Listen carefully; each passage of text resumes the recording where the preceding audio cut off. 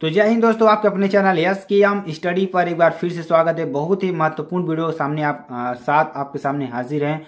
और आपको अगर आप 2023 की बोर्ड की तैयारी करें तो आपका एक नंबर भी नहीं कटने देंगे और आपको पूरा का पूरा नंबर दिला कर जाएंगे। यहाँ पर देखिए हम बात क्या करें, पहले कक्षा 12 रसायन विज्ञान की बात करेंगे। मोस्ट इंपॉर्टेंट क्वेश्चंस की बात करेंगे जो कि 95% आपके यही प्रश्न आने वाले हैं। और 2023 यूपी बोर्ड की बात करेंगे, ठीक है।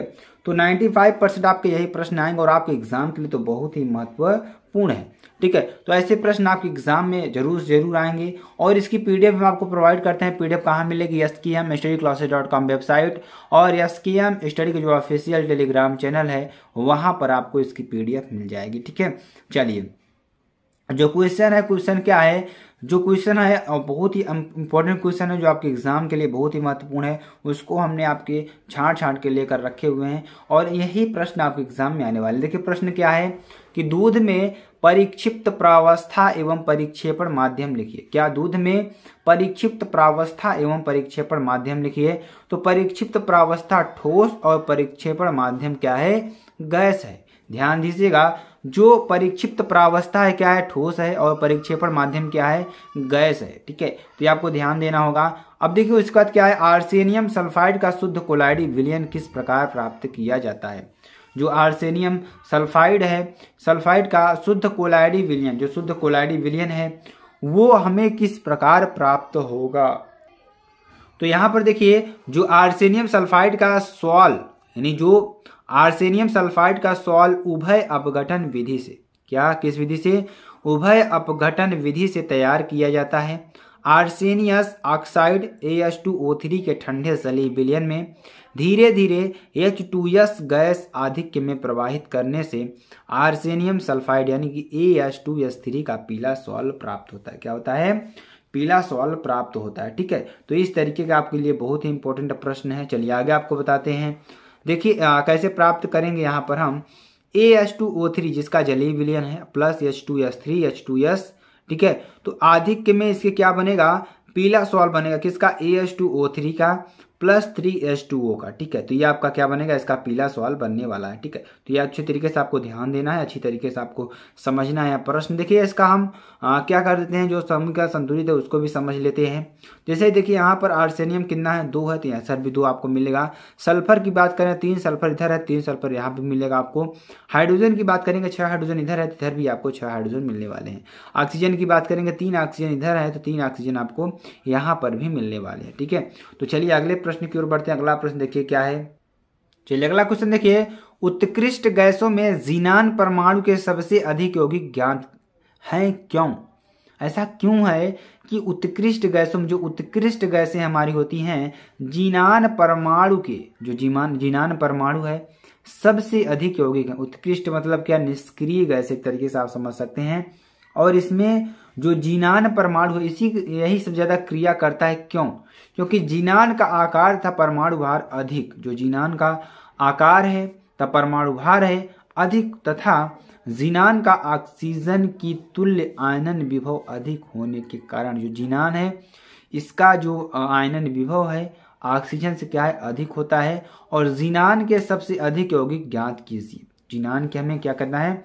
सबसे अधिक यौगिक ज्ञात है, ठीक है। इसीलिए क्या है कि ज़ीनान के सबसे अधिक यौगिक ज्ञात है, ठीक है। तो यहाँ पे ज्ञात कीजिए नहीं, ज्ञात है, ठीक है। क्या है? ज्ञात है, ठीक है। ये आपको बना लेना है अच्छी तरीके से। चलिए अगला क्वेश्चन देखिए।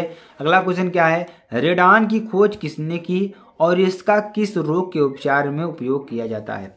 तो सबसे पहले देखिए ध्यान दीजिएगा कि रेडान की खोज आखिरकार किसने की थी और इसका किस रोग के उपचार में उपयोग किया जाता है। तो रेडान की खोज किसने की थी? रेडान की खोज डॉर्न ने की थी। किसने की थी? डॉर्न ने की थी। और इसका प्रयोग कैंसर के उपचार में किया था। किसके उपचार में? कैंसर के उपचार में किया जाता है, ठीक है। तो ध्यान दीजिएगा, जो रेडान है, रेडान की खोज किसने की थी? डॉर्न ने की थी। और इसका जो उपयोग है कैंसर के उपयोग में किया जाता है, ठीक है। और देखिए अगला प्रश्न क्या है, बहुत ही इंपॉर्टेंट है, ये भी बहुत ही महत्वपूर्ण प्रश्न है। HF द्रव है, HF द्रव है जबकि HCl गैस है, क्यों? ऐसा क्यों है कि जो हमारा HF है वह द्रव है और HCl क्या है? हमारी गैस है। तो ध्यान दीजिएगा, आंसर देखेंगे HF के अणुओं का हाइड्रोजन, जो HF के अणुओं का जो हाइड्रोजन बंधों द्वारा संगुणन हो जाने के कारण यह द्रव है। जो HF है इसका किसके साथ, हाइड्रोजन बंध के द्वारा, जो हाइड्रोजन बंध है हाइड्रोजन बंध के द्वारा क्या हो जाता है, संगुणन हो जाने के कारण यह द्रव है। जबकि HCl के अणुओं के मध्य हाइड्रोजन बंध नहीं बनते हैं, जिसके कारण यह क्या है, गैस है। क्या है, गैस है। चलिए आगे आपको बताते हैं। चलिए अगला क्वेश्चन देखिए, संक्रमण तत्वों में जटिल यौगिक बनाने की प्रवृत्ति क्यों होती है। जो संक्रमण तत्व होते हैं, डी ब्लॉक के तत्व क्या होते हैं, हमारे संक्रमण तत्व होते हैं। आप पीरियोडिक टेबल में देखेंगे तो यहाँ पर देखिए क्या करा है कि संक्रमण तत्वों में जो जटिल यौगिक बनाने की जो प्रवृत्ति है अधिक क्यों होती है। तो संक्रमण तत्वों में जो जटिल यौगिक बनाने की जो प्रकृति है निम्नलिखित कारणों से अधिक होती है। किस कारणों से, निम्नलिखित कारणों से अधिक होती है। देखिए अब कारण कौन कौन से हैं और आपको हम बताते हैं कारण कौन कौन से यहाँ पर। देखिए संक्रमण तत्वों में जटिल यौगिक बनाने की प्रकृति निम्नलिखित कारणों पर अधिक होती है। क्या होती है, पहला क्या है, धातु आयनों का छोटा आकार। किसका, धातु आयनों का जो छोटा आकार है इस पर निर्भर करेगा। धातु आयनों का उच्च नाभिकीय आवेश, ठीक है, धातु आयनों का उच्च नाभिकीय आवेश। और देखिए और क्या कारण हो सकता है, लिगेंड द्वारा, किसके द्वारा, लिगेंड द्वारा प्रदान किए गए इलेक्ट्रॉनों के एकाकी युग्मों को ग्रहण करने के लिए उपयुक्त ऊर्जा के रिक्त डी कक्षकों की प्राप्यता। क्या हमने आपको बताया ना कि यह डी कक्षक जो तत्व होते हैं वो क्या होते हैं, संक्रमण तत्व होते हैं। ठीक है, तो देखिए जो क्या होता है कि हमने आपको बताया ना डी कक्षक के जो तत्व होते हैं हमारे संक्रमण तत्व होते हैं। तो यही कारण है कि जो लिगेंड द्वारा प्रदान किए गए इलेक्ट्रॉनों की एकाकी युग्मों की ग्रहण करने के लिए उपयुक्त ऊर्जा के रिक्त डी कक्षकों की प्राप्यता। क्या, प्राप्यता। ठीक है, चलिए अगला क्वेश्चन देखेंगे, बहुत ही इंपॉर्टेंट ये भी है। इंपॉर्टेंट क्यों, चलिए आपको भी बता देंगे हम। प्रभावी परमाणु क्रमांक क्या है, जो प्रभावी परमाणु क्रमांक है वह क्या है। ठीक है, उदाहरण द्वारा इसको समझाना है आपको, उदाहरण द्वारा समझाइए। तो प्रभावी परमाणु क्रमांक क्या होता है, परमाणु क्रमांक प्लस ग्रहण किए गए इलेक्ट्रॉनों की संख्या माइनस त्याग किए गए इलेक्ट्रॉनों की संख्या। यही आपको समझ में आ रहा होगा कि जो प्रभावी हमारा क्या है, प्रभावी हमारा जो यहाँ पर दिख रहा है आपको, प्रभावी जो परमाणु क्रमांक है, परमाणु क्रमांक प्लस ग्रहण किए गए इलेक्ट्रॉनों की संख्या माइनस त्याग किए गए इलेक्ट्रॉनों की संख्या। चलिए अगला क्वेश्चन देखिए क्या है, बहुत ही इंपॉर्टेंट ये भी है। फार्मेलिन क्या है, जो फार्मेलिन होता है वह क्या है, इसके उपयोग लिखिए। ठीक है, तो फार्मेलिन फार्मेल्डिहाइड का जलीय विलयन होता है। जो फार्मेलिन होता है फार्मेल्डिहाइड का जलीय विलयन होता है, जिसमें फार्मेल्डिहाइड की अधिकतम सांद्रता 40% तक होती है। जो फार्मेल्डिहाइड की अधिकतम सांद्रता है वह 40% तक होती है। यह विलयन मृत जीवों के परीक्षण में प्रयुक्त होता है। जो विलयन है कहाँ प्रयुक्त होता है, मृत जीवों के परीक्षण में प्रयुक्त होता है। ठीक है, चलिए आगे आपको बताते हैं। चलिए अगला क्वेश्चन देखिए, यूरोट्रोपिन पर टिप्पणी लिखिए। किस पर टिप्पणी लिखना है आपको, यूरोट्रोपिन पर क्या लिखना है, टिप्पणी लिखना है। तो देखिए फार्मेल्डिहाइड अमोनिया से अभिक्रिया करके हेक्सामेथिलीन टेट्रामीन बनाती है। जो फार्मेलिन है वह अमोनिया से अभिक्रिया करके क्या बनाती है, हेक्सामेथिलीन टेट्रामीन बनाती है, जिसे हेक्सामीन या यूरोट्रोपिन कहते हैं। क्या कहते हैं, हेक्सामीन या यूरोट्रोपिन कहते हैं। ध्यान दीजिएगा, इसको हम अच्छी तरीके से आपको समझाने का प्रयास करें।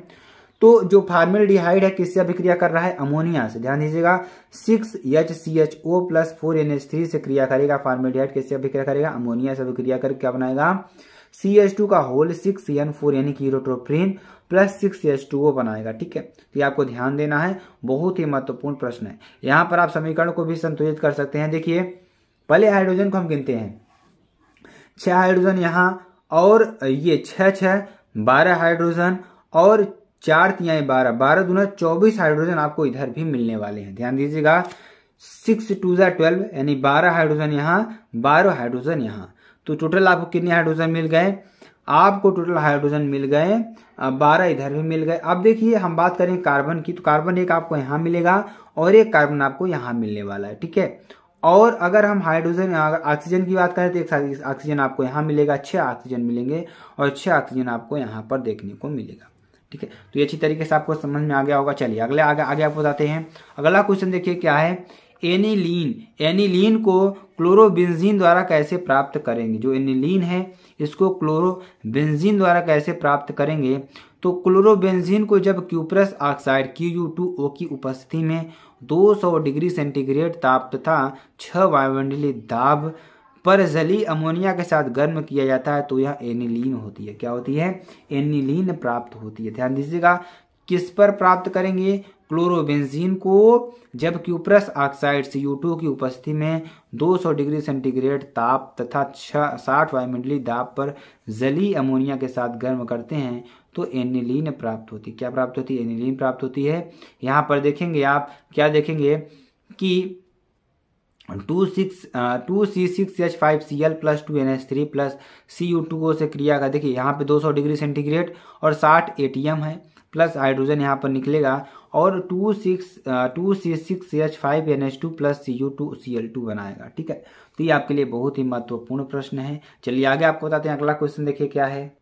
अगला क्वेश्चन देखिए क्या है। संक्रमण तत्वों की परमाणु त्रिज्याएं किसी श्रेणी में किस प्रकार परिवर्तित होती है? जो संक्रमण तत्व होते हैं उनकी परमाणु त्रिज्याएं किसी श्रेणी में किस प्रकार परिवर्तित होती हैं? तो सामान्यतः एक विशिष्ट श्रेणी से संबंधित संक्रमण तत्वों की जो परमाणु त्रिज्याएं हैं परमाणु क्रमांक के बढ़ने के साथ घटती जाती हैं और प्रत्येक श्रेणी के अंत में परमाणु त्रिज्याओं में थोड़ी वृद्धि देखने को मिलती है।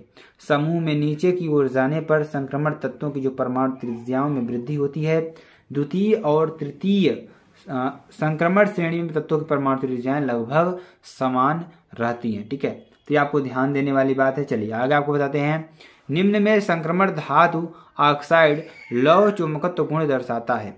तो कौन सा ऐसा हमारा धातु ऑक्साइड है जो लौह चुंबकत्व गुण दर्शाता है? MnO2 या TiO2 या VO2 या CrO2। तो यहाँ पर अगर आंसर की बात करें, आंसर क्या हो जाएगा मेरे प्यारे बच्चों? इसका आंसर आपको निकल कर आ जाएगा CrO2। क्या आ जाएगा? CrO2। ठीक है, तो ये आपके लिए बहुत ही महत्वपूर्ण प्रश्न थे। अगर आपको वीडियो पसंद आती है मेरे प्यारे बच्चों, आप चैनल को लाइक शेयर कमेंट सब्सक्राइब जरूर कर सकते हैं।